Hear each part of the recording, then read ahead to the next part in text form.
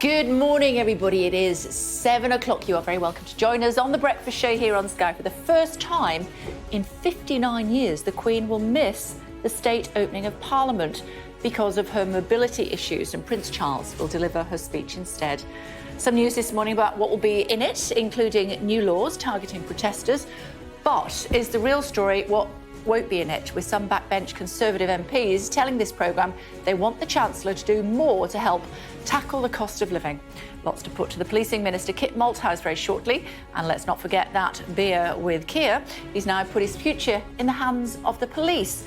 Is that a calculated gamble too far? We'll ask Labour's Bridget Phillipson after 8 o'clock, and David Cameron's former advisor, that's Alex Dean. It's Tuesday, the 10th of May. New laws to be revealed in the Queen's speech, but questions over how much help is coming for the rising cost of living, with Prince Charles set to deliver it. The Queen has pulled out of the state opening of Parliament for the first time since 1963, the palace saying it's down to mobility problems.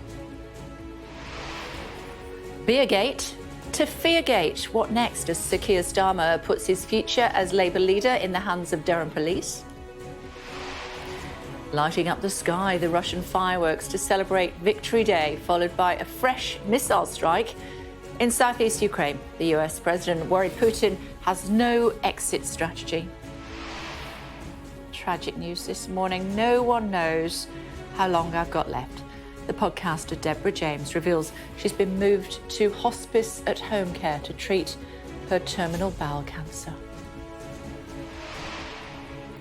After a week on the run, an Alabama prison guard accused of helping a murder suspect break out of jail dies following a car crash with US Marshals. The Wagatha Christie trial. Footballers' wives Rebecca Vardy and Colleen Rooney head to court for a libel trial. We're there live. Summer blues, delays and distress for some passengers trying to get away for their holidays. We'll ask travel expert Claire Irvin what's going on at 9:30. Also coming up for you on the programme this morning, wherever you're watching us, from Dublin to Dubai, with even the Rolling Stones.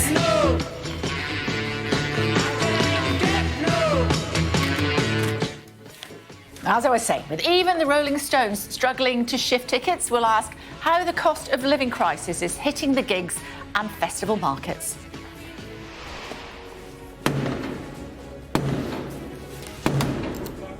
Open the door! And who's that knocking on the door? 9:45, we'll meet David Leakey, the former Black Rod, the man who used to organise the Queen's speech ceremonies, to discuss why this one is so different.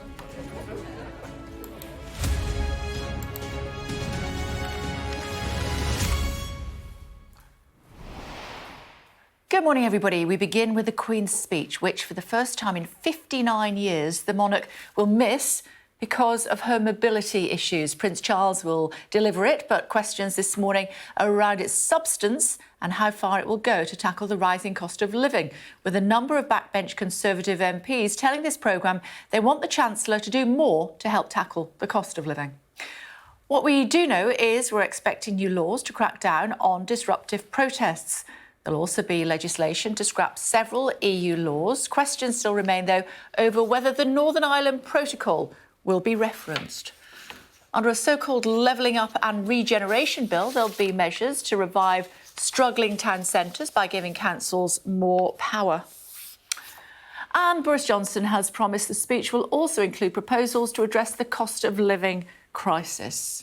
Well, the Policing Minister representing the government this morning, Kit Malthouse, is with us now. It's always great to see you. Thanks for joining us on the programme this morning. How is the Queen's speech going to help people who are struggling with the cost of living, Minister? Well, you'll have to allow me, Kane, to avoid a reprimand by the Speaker by not previewing what's going to be in the humble address, as they say. Prince Charles obviously will be delivering it later, so we don't have long to wait. But we are very focused on some of the themes that you've been talking about this morning. First of all, obviously growing the economy. As the Prime Minister said, I think yesterday, while we are putting significant government spending behind assisting people through this really challenging period of price inflation, we have to bear in mind that we can't spend our way out of this problem. We have to grow the economy. And so looking toward growth will be key. The second theme I think you'll start to see is about keeping our streets safe. Obviously, my primary job in life is to make sure that you and everybody else in the country can sleep safely at night and go about their business in safety too. The third area we'll be looking at funding the NHS, COVID backlogs, making sure that we can get ahead of that, as well as showing some of the benefits, if you like, of Brexit in the legislation that's brought through. It's worth just saying, though, Kay, as far as the cost of living crisis is concerned, it is incredibly challenging for people out there at the moment. Obviously, legislation takes some time to put in place. It has to go through both houses, can often be many months, sometimes over a year before it hits the statute book. But I do know that the Prime Minister and the Chancellor are in constant conversation about how we can be agile in assisting people through this challenging time. Does that mean that we're looking at an emergency budget?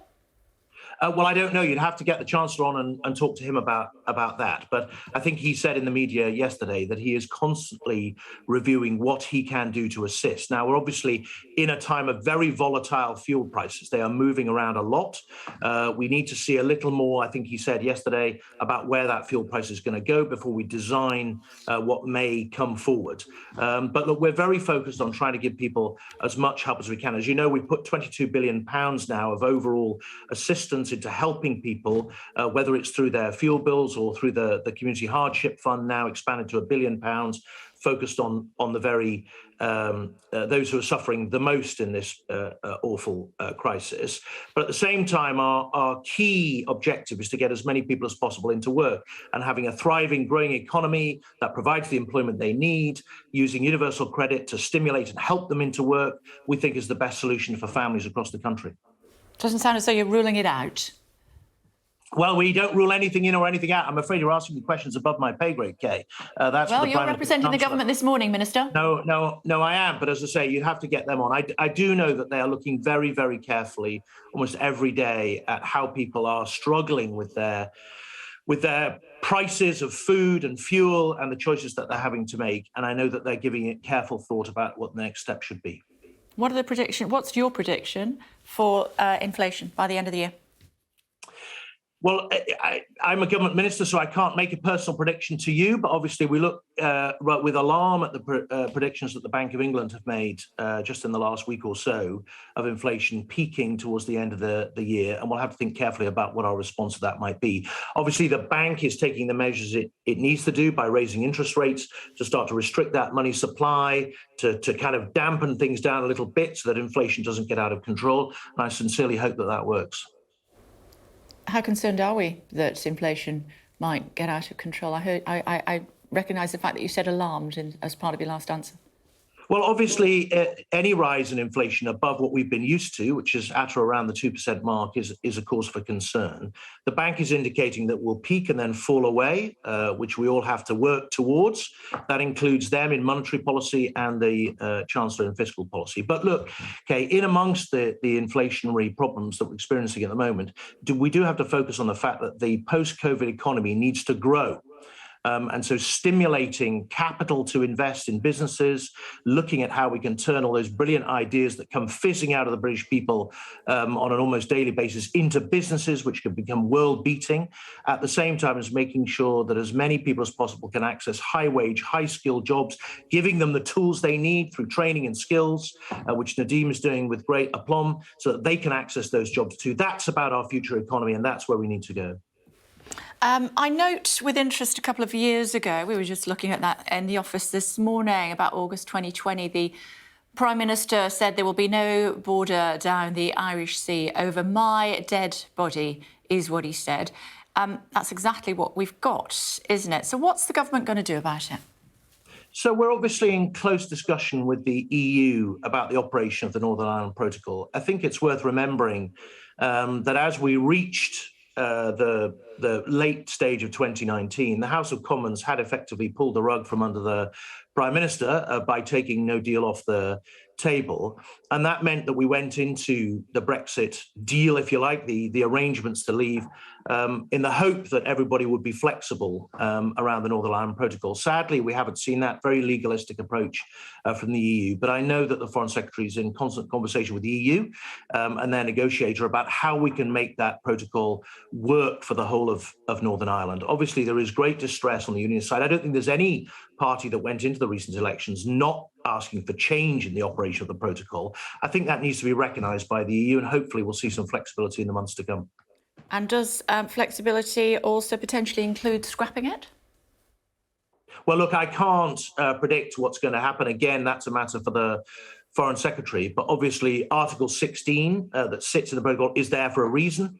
But I know that what we fervently want to do is to reinforce the Belfast Agreement, the Good Friday Agreement, maintain the, if you like, the settlement in Ireland as a whole, but make sure that people in Northern Ireland feel that their rights as part of the United Kingdom are being respected and prioritised. And I know that the Foreign Secretary will be looking at that very seriously over the weeks to come. Yeah, but the majority in Northern Ireland voted for parties supporting the Northern Ireland Protocol, so it would be inappropriate to scrap it, wouldn't it? I don't think that's right, Kay. I think all parties who are standing in the election wanted changes in the operation of the protocol. And obviously, I think most votes went to a variety of parties who supported a unionist position. So, we need to bear in mind that we've got twin objectives, really. First of all, Northern Ireland is part of the United Kingdom, and that integrity of the United Kingdom has to be preserved. But we also want to honour our commitment to the Good Friday Agreement. We think we can do that with some flexibility around the operation of the protocol. And I know that the Foreign Secretary will be talking to the EU chief negotiator intensively over the weeks to come, particularly as we try and get that executive back up and running to try and achieve that. Is the Prime Minister going to be directly involved in brokering a deal for the power sharing, fixing the power sharing in Northern Ireland, because it's a mess? Well, look, in the past, as you know, Prime Ministers have taken a leading role in Northern Ireland negotiations. I would imagine he's done the same. He did as much, if you remember, in the negotiations with the Irish government leading up to Brexit. So he stays very close to his Northern Ireland Secretary, and I know that they talk a lot about the negotiations, and if required, I'm sure he will. Is it going to need the Prime Minister to get involved? Because it is, as I said, a mess at the moment. What is the time frame for trying to fix it? Well, we obviously want to fix it as soon as possible, because it's clear that business in Northern Ireland particularly is not doing well out of the protocol, and that needs to change. And I know the Foreign Secretary is, as I say, in intensive conversations, as is the Northern Ireland Secretary, and the Prime Minister will be as involved as he needs to be to try and deal with any deadlock should it arise. It's a very delicate situation at the moment. We recognise that, and it requires everybody to get around the table and to be flexible, if you like, in their approach to make sure that we preserve that settlement, that agreed settlement through the Good Friday Agreement in Northern Ireland. Is that a direct appeal to the DUP?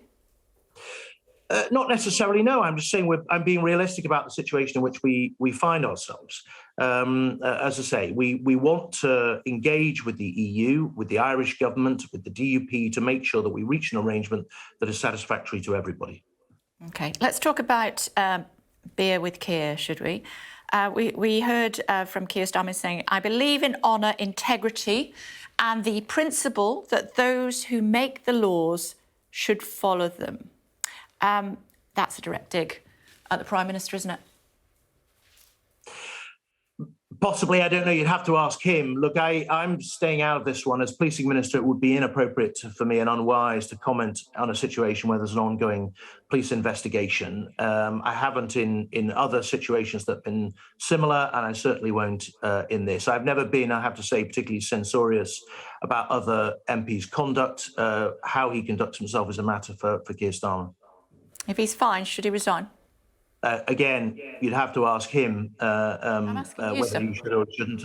That's down to him. He set his own parameters for operation in the past. As I say, I've never been censorious about the way other MPs conduct themselves, try not to give advice to other people, other elected politicians, other than to say it's unwise for anybody to comment on an ongoing police investigation. He says he's going to go. He says if he's fined, he will have to go. He feels that would be the appropriate thing to do.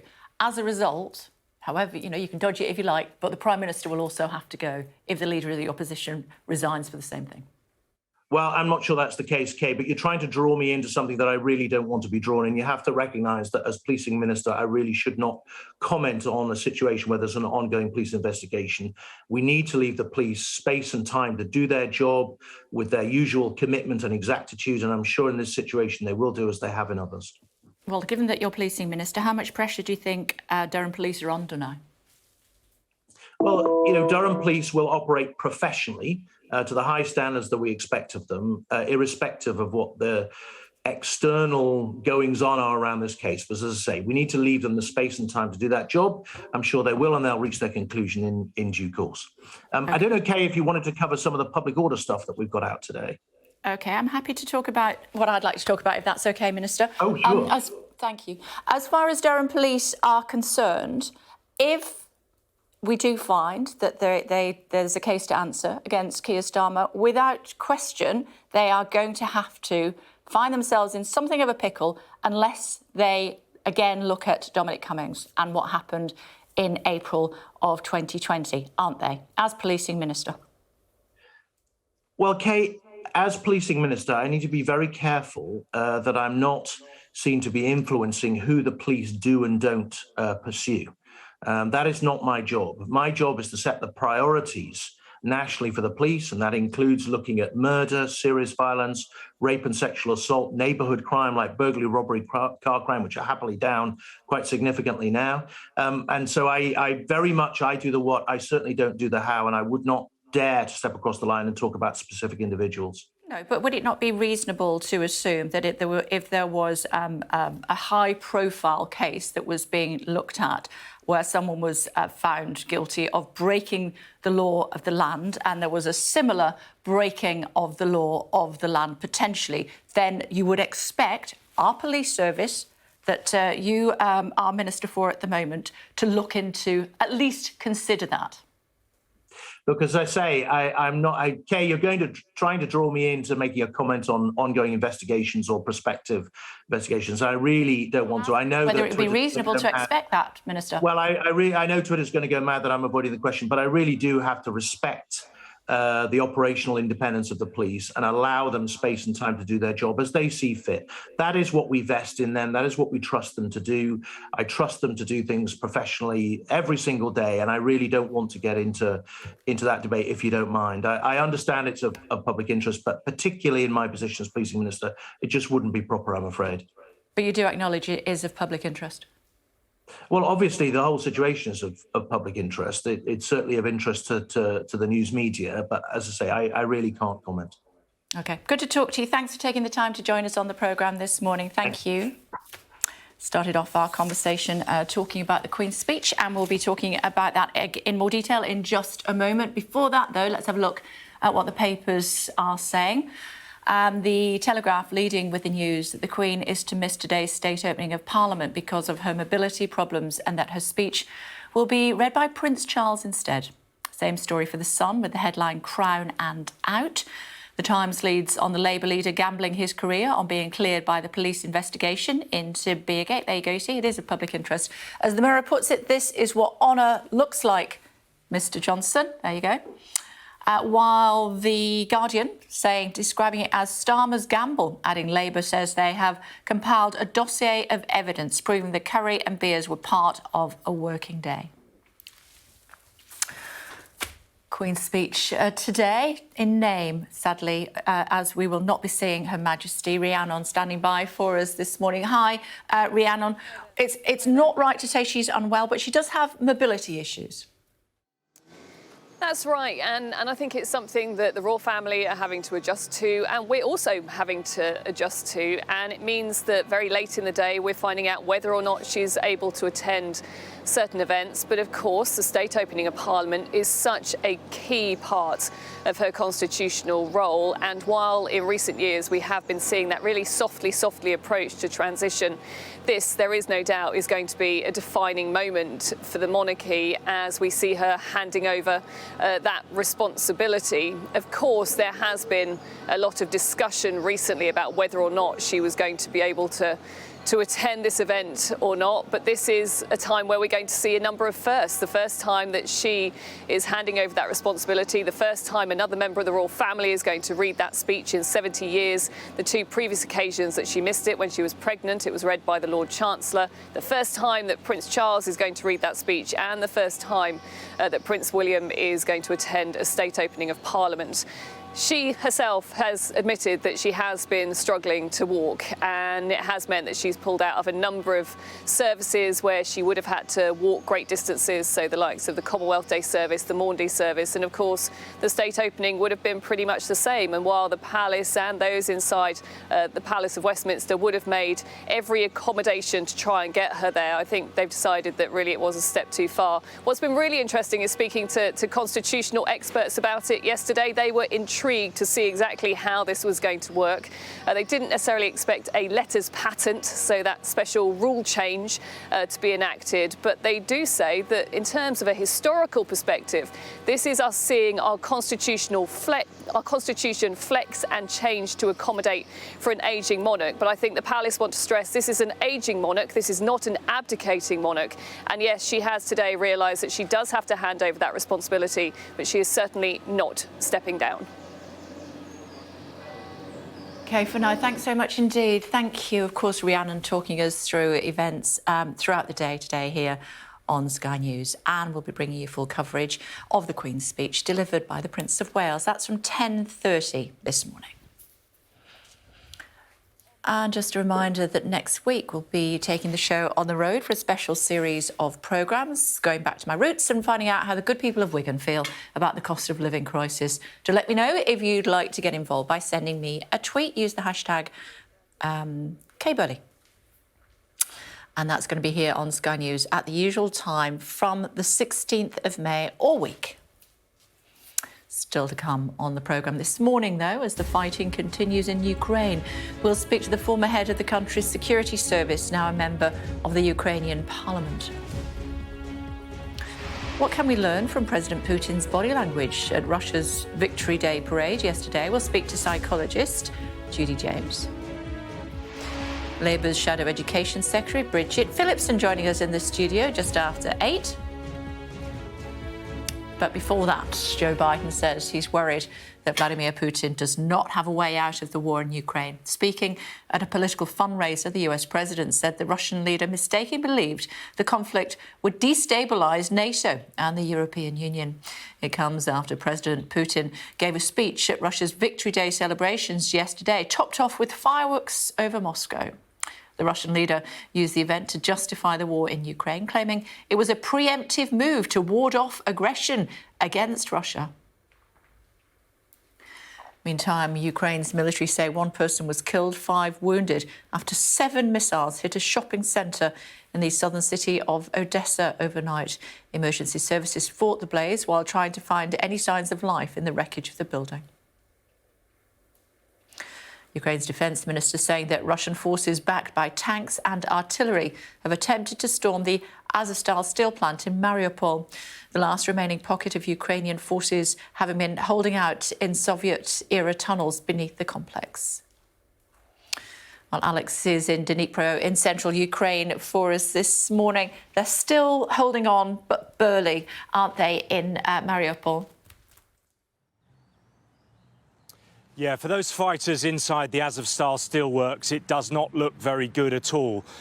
All of the civilians have managed to get out now. They went through a humanitarian corridor over the last few days. They have arrived in the region of Zaporizhia and to the relative safety of Ukrainian territory, of course, travelling through many checkpoints in Russian-occupied territory. But a very heavy bombardment on that steelworks. When you look look at the satellite images, Kay, of what has become of that place, you can see the destruction. Whole areas of it have been obliterated. It is being attacked from the air with kind of bunker buster bombs, very heavy shelling as well, rocket fire, and questions really about how long those men and women in some cases can hold out inside.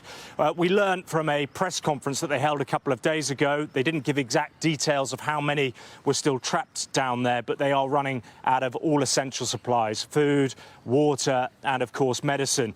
Now in the rest of the Donbass, the fighting is also escalating. It's intensified in many places. It's very hard to read, though, in which direction this war is going. The front lines seem to be fairly fluid, moving backwards and forwards. In some areas, the Russians are making gains, but they are also being beaten back as well in other areas. So it's very hard to read that at the moment. I think the bigger picture of all of this, of which way the war is going, again, it's extremely hard to discern, but there is certainly no peace negotiation, and at this moment, there is no end in sight. OK, Alex Finai, thank you. Thanks a lot. Oh, tragic news for you. Podcaster and cancer campaigner Deborah James, friend of the show, has been moved to hospice at home care to treat her terminal bowel cancer. She told her 300,000 followers she doesn't know how long I've got left. The broadcaster developed cancer in 2016, but tweeted last night that it is no longer being actively treated. She posted this message to her Instagram page. The message I never wanted to write. We have tried everything, but my body simply isn't playing ball. My active care has stopped, and I am now moved to hospice at home care with my incredible family all around me. And the focus is on making sure I'm not in pain and spending time with them. She goes on. In over 5 years of writing about how I thought it would be my final Christmas, I wouldn't see my 40th birthday nor see my kids go to secondary school, I never envisaged writing the one where I would actually say goodbye.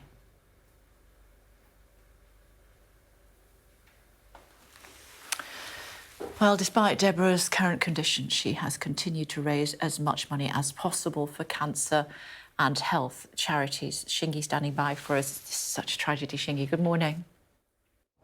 Yes, really sad news, this, Kay. I think Deborah James is best known for You, Me and the Big C, that podcast, but she became much more than a broadcaster. She spoke so openly and so well about her experiences of that incurable bowel cancer, and she raised so much money for causes related to cancer, from medical research to broader issues as well. And she's also, I think, more importantly, a mother as well. She has 2 children, her son Hugo, who is 14, and her daughter Eloise. And in that Instagram post, which you just read, she spoke about how now she wants to spend time with her family. Look at this clip here of her and her son Hugo dancing when he was younger and a bit older.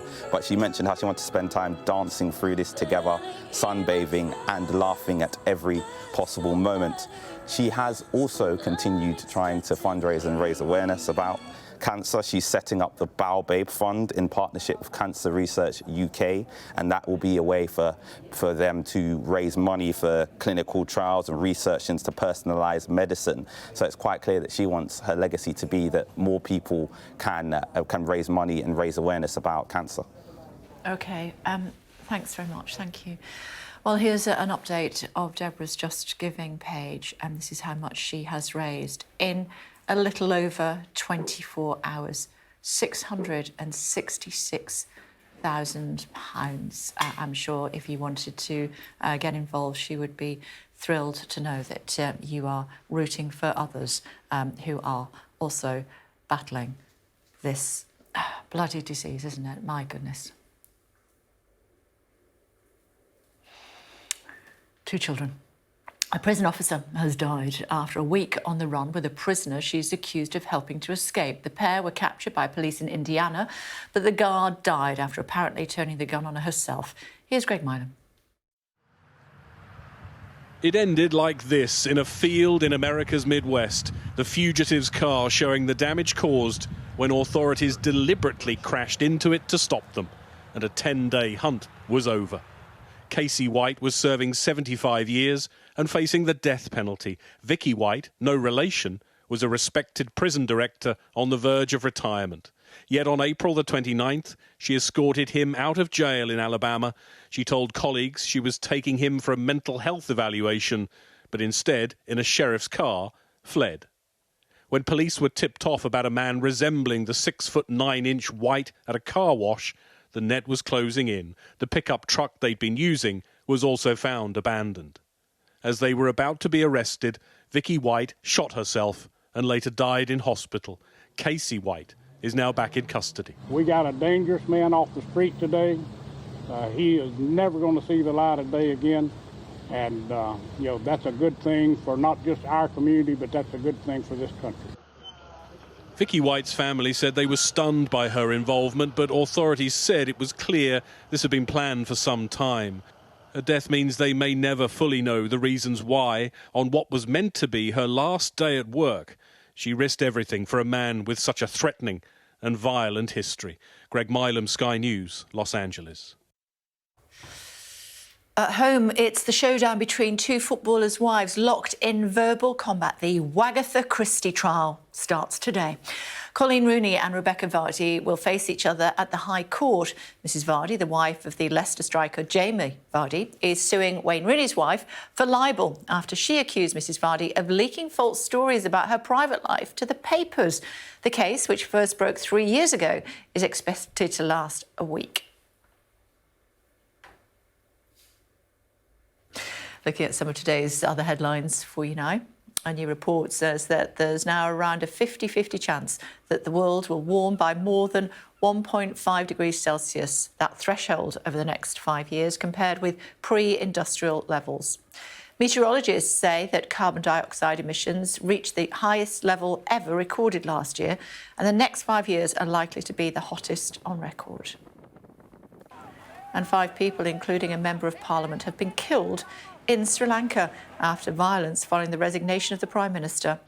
A number of other politicians' homes have been set on fire, coming after weeks of anti-government demonstrations over the country's economic crisis.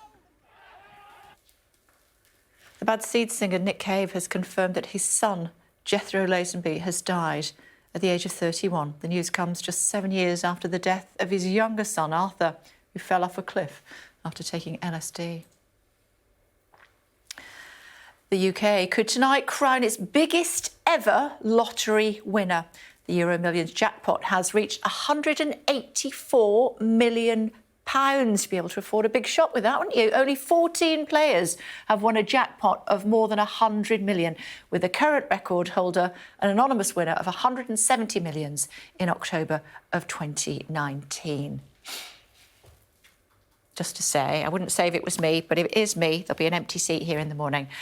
Bad news for the Prime Minister as a car has crashed into a house owned by Boris Johnson, which is worth more than £1 million. My goodness. That's the house in Camberwell in South London. Metropolitan Police said the driver suffered minor injuries but didn't need hospital treatment and that no offences have been identified. I could have done all sorts of gags. I'm not going to do. Instead, I'm just going to say, here comes the weather quickly. Warm memories wherever you go. The weather, sponsored by Qatar Airways. Southern Britain turning out mostly fine today after a cloudy, damp start in the southeast, but there'll be heavy, blustery showers elsewhere. Mild but windy. Western parts have a scattering of showers, while southeastern England is cloudy with a little drizzle, rain in places. The weather, sponsored by Qatar Airways. Prince Harry has taken part in a TV skit promoting his new sustainable travel campaign.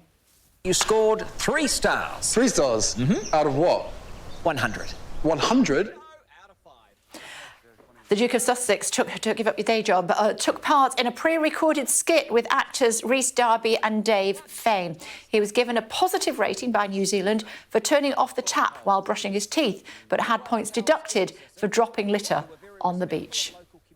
Coming up after the break, a big Ukraine guest to bring you, and we'll be talking about Putin's body language. That to come. Do stay tuned.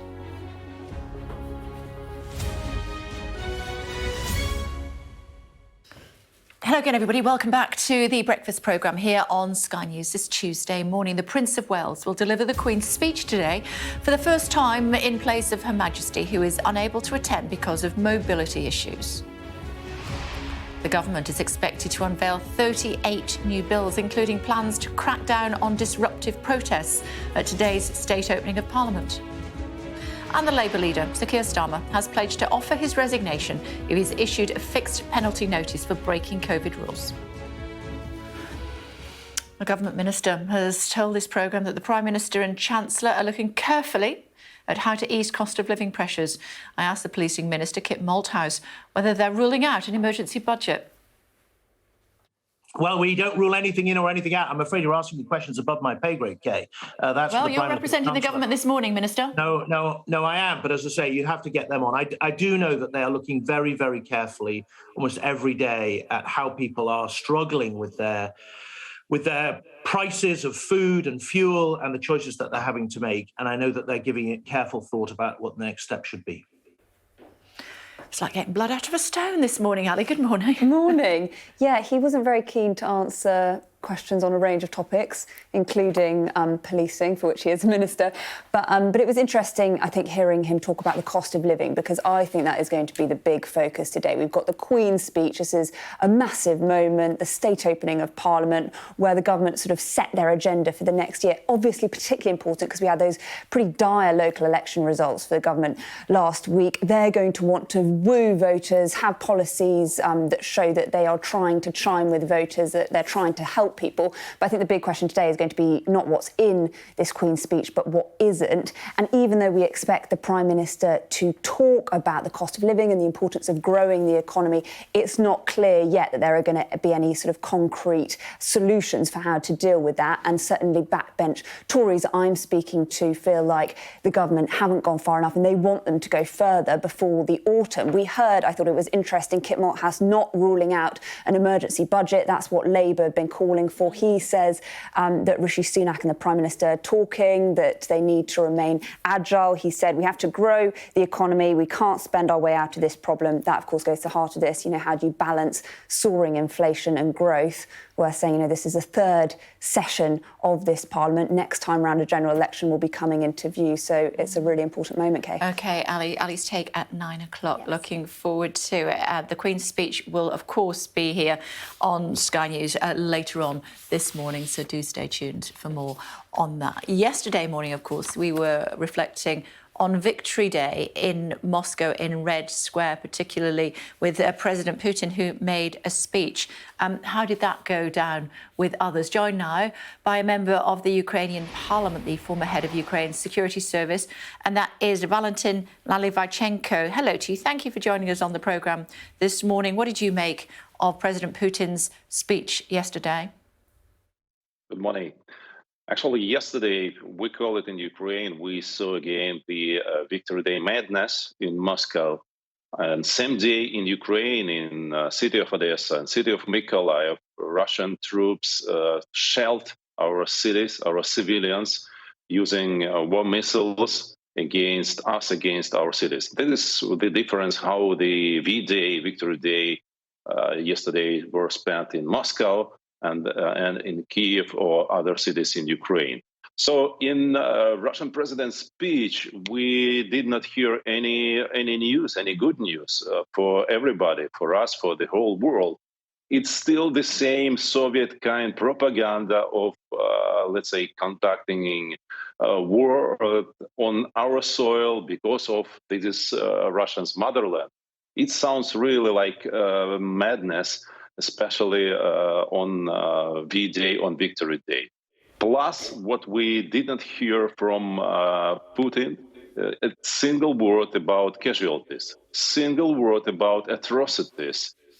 His troops are being committed all around Ukraine, where they are occupying or trying to assault us, our troops, our civilians all around Ukraine. On the contrary, President Putin says it's Ukraine's fault for using civilians as human shields.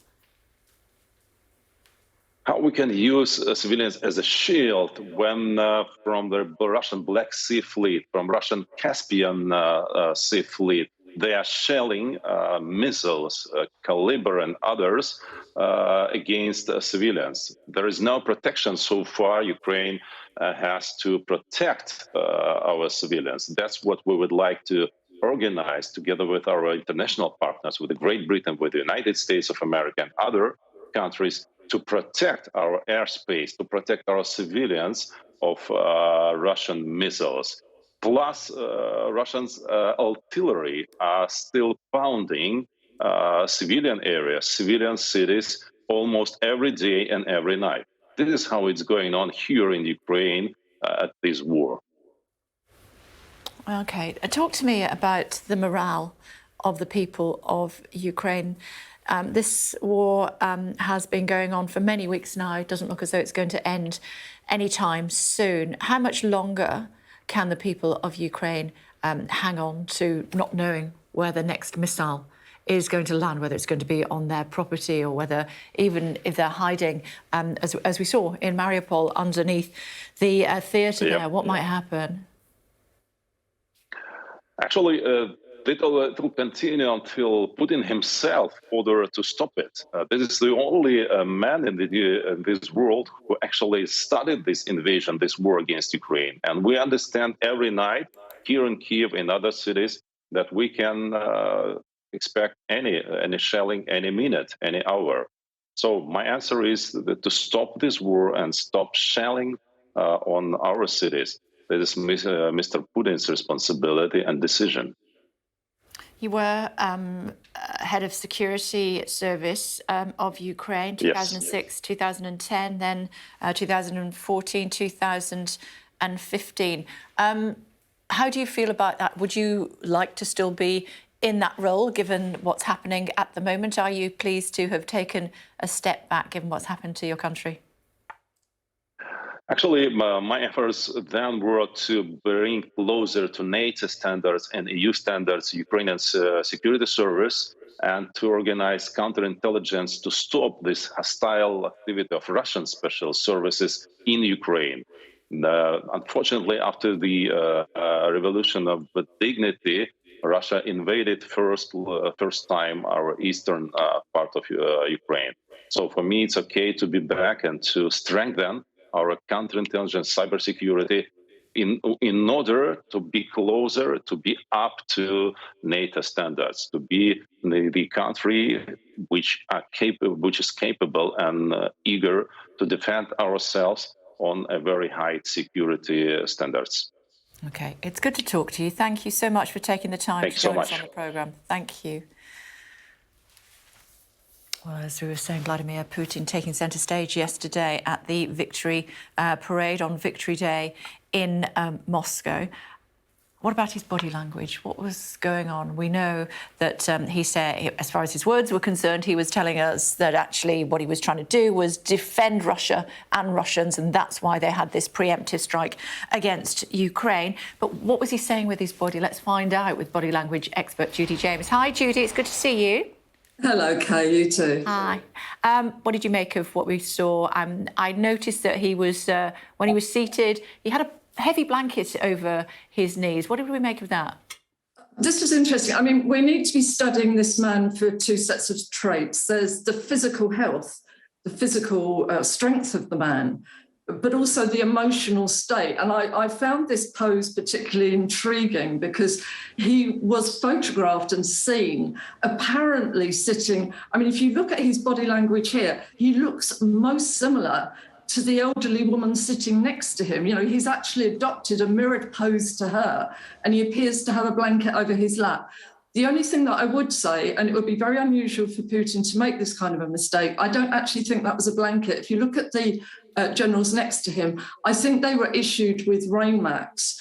And I actually think that being the kind of alpha that he is, he probably thought that he would look tougher by leaving his off rather than putting it on. But in actual fact, what he ended up doing was looking like an incredibly beleaguered leader sitting there who needed a warm blanket over his knees. It vanished quite quickly. I think possibly somebody had a quick word with him that it didn't fit with this tough guy alpha profile that he likes to project. But his body language, even so there, Kay, we can see it's de-energized. Forget the blanket, the shoulders are slumped, the feet are together, he's normally very splayed, and the head is slightly disappearing into the shoulders. So in terms of physical and emotional traits, he's making himself look very weak here.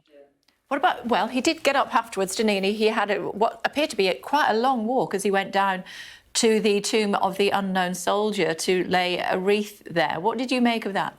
Yeah, this is where we start looking at what potentially might be the physical health. Yes, he does have a puffy left side to his face. His walk has very recently been unsteady.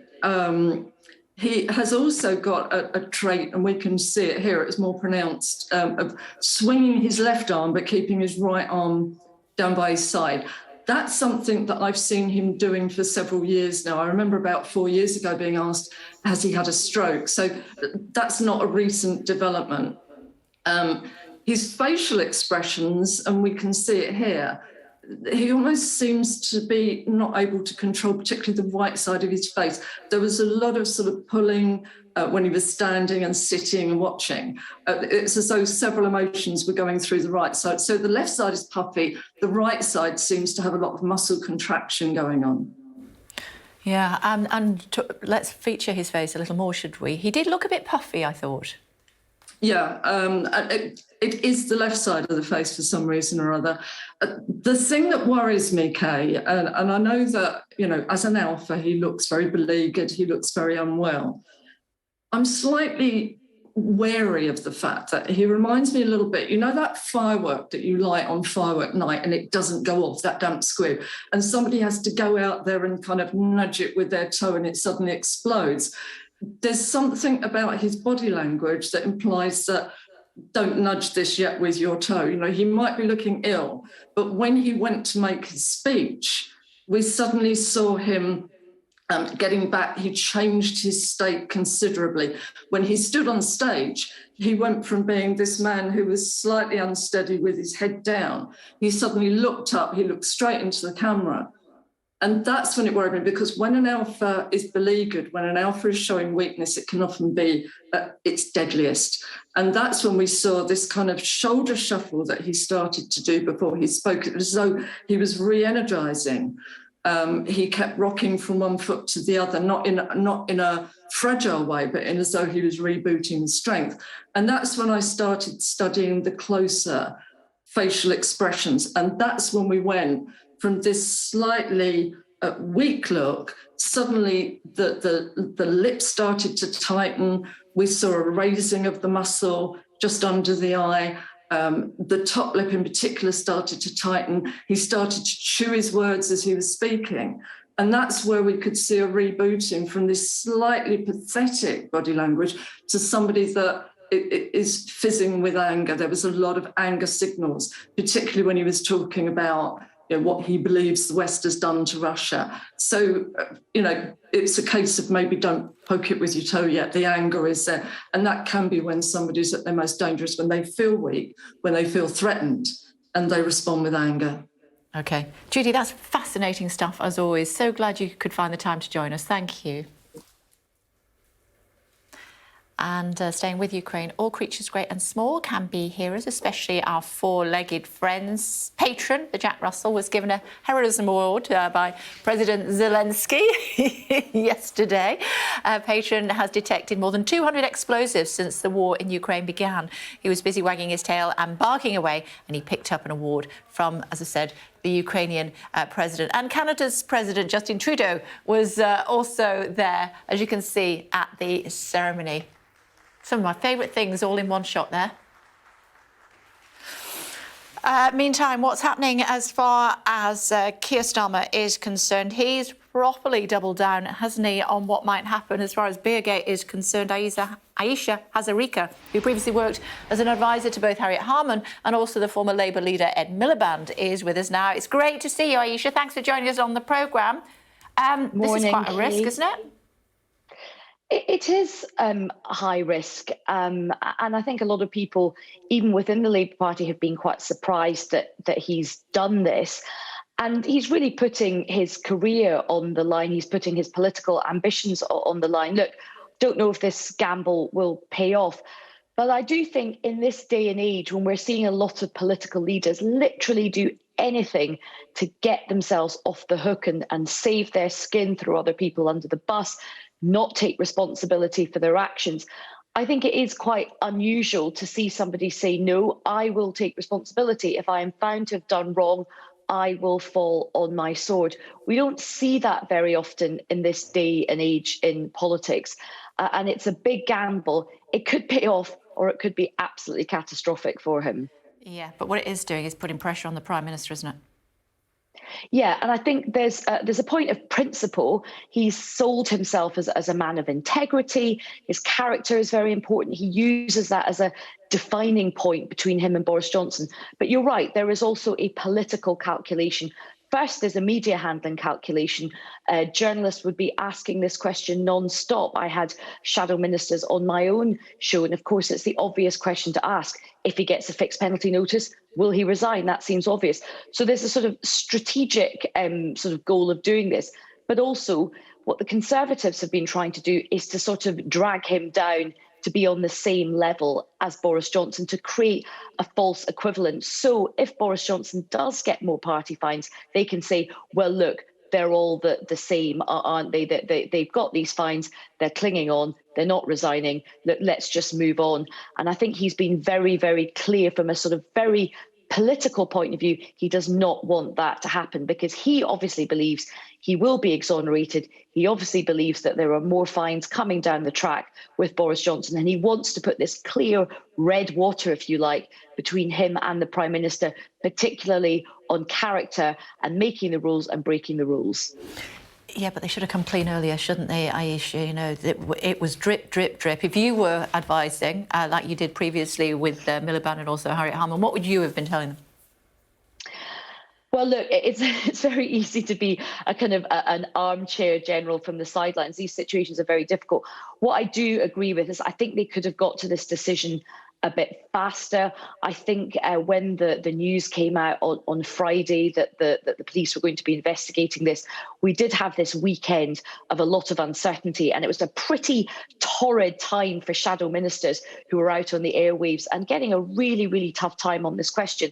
And they had obviously been briefed to say, look, he's not resigned. We're not going to address the question of whether or not he resigns if there is a fixed penalty notice. And that did create a sense of sort of shiftiness over the weekend.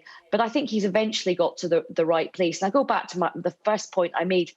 In this day and age, it is very, very unusual to see somebody, a senior political leader. We've had Boris Johnson, say, it doesn't matter if I lie. He's got these 16 parties being investigated. He's got Sue Gray. He's got the Privileges Committee. It is quite, I suppose, refreshing to see somebody say, do you know what? If I've got it wrong, I will go. And remember, he really wants to be leader of the Labour Party. He fought very hard to get this job. OK. Ayesha, it's great to talk to you. Thanks very much for joining us. Thanks. Just want to show you this picture that Josh has picked out for us in the paper. Off colour, The Times pictures one of the guardsmen passed out on the floor while rehearsing Trooping the Colour ahead of the Queen's Jubilee. My goodness me. Poor chap. I think it's a chap. More on that and the Queen's speech coming up in just a moment.